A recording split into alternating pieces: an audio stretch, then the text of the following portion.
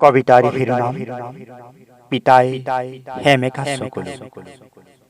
কবি হেমন্ত কুমাৰ দেৱৰ স্বৰচিত কবিতা আবৃত্তি। চৰকাৰী এখন আসন, সন্মানীয় এক পদবী। সকলোৱে মুখত চাৰ চাৰ চাৰ, কেনভাছখন দুচকু ডাকি কান্ধ নাঙল মূৰত জাপি লৈ পিতাই নৈমিত্তিক যাত্ৰা কিস্তিৰ পথাৰখনিলৈ। ঠেৰেঙা লগা জাৰতো কপালৰ ঘাম ভৰুৱাই, চৌফলীয়া ৰ'দতো শীতল হৈ থাকি বোলাই যায় আশা ভৰা কঠীয়া।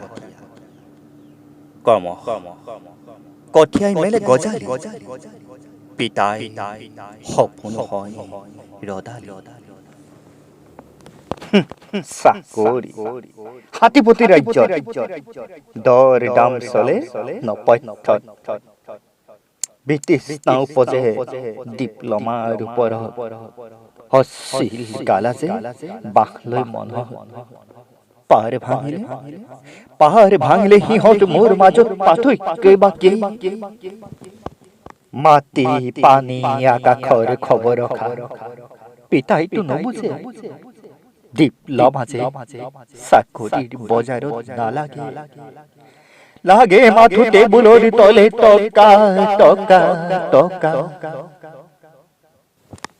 নোমপুৰা বিশ্বাস দৰে আছো, অনুৰোধ কৰিছো বিপ্লৱধা বগলী। পিতাই দুচকুৰ কেনভাছখনে অংকুৰিত কৰাৰ লক্ষ্য। খাইছো হাবাথুৰি, খাইছো হাবাথুৰি, খাইছো হাবাথুৰি।